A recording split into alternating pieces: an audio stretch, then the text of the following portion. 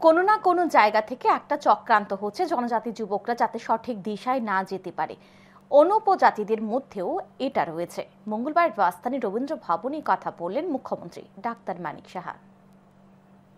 মুখ্যমন্ত্রীর জনজাতি মহিলা তাঁতি উন্নয়ন কর্মসূচির আওতায় সুতা বিতরণ। মঙ্গলবার রাজধানী রবীন্দ্র ভবনে হয় অনুষ্ঠান। হস্ততাঁত, হস্তকারু ও রেশম শিল্প দপ্তরের তরফে হয় অনুষ্ঠান।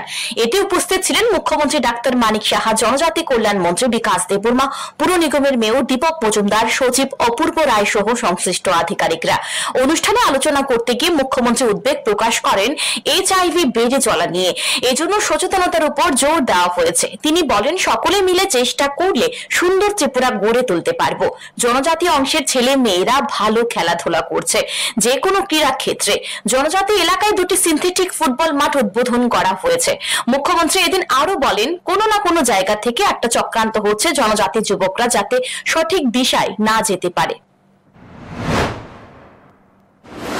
তো সেই জায়গার মধ্যে এই যে চক্রান্ত হচ্ছে তার দিকে সবার আমি ঠিক আছে আমাদের সরকারের তরফ থেকে আপনাদেরকে সাহায্য করলাম বিভিন্নভাবে আপনাদের যে সমস্যাগুলো কিন্তু এইগুলো আমাদের দেখতে হবে। সবাই মিলে যদি আমরা চেষ্টা করি তবেই আমরা সুন্দর ত্রিপুরা আমরা বানাতে পারবো এবং তার জন্য যে পড়াশোনা প্রয়োজন সেটা আমরা করবো।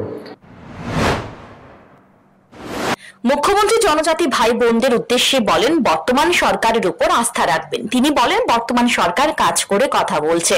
বর্তমান সরকার রাজ্যের বিভিন্ন পাহাড়ের নাম দিয়েছে ককবরকে। জনজাতিদের জন্য কি কি উন্নয়ন করেছে এবং প্রকল্প নেওয়া হয়েছে তা তুলে ধরেন।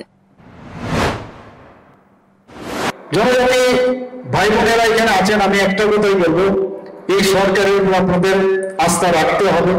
আপনাদের ডিফারেন্স করতে হবে, কে কথা বলছে আর কে কাজ করছে। আমরা কাজ করে তারপর কথা বলছি, অনেকে কাজ করছে তারপরে হাওয়ার মধ্যে দেখতে থাকবেন, কোথাও কিচ্ছু নেই। সেটা আপনাদের বুঝতে হবে। এবং আগে অনেকে আমরা বিভিন্ন যেসব যে পাহাড়গুলো দেখুন আমরা কিভাবে নাম দিয়েছি, বড় বড় পাহাড়ের নাম হাতাই করতে আমরা প্রায়ই দিকে আমাদের সরকার এসে দিয়েছে।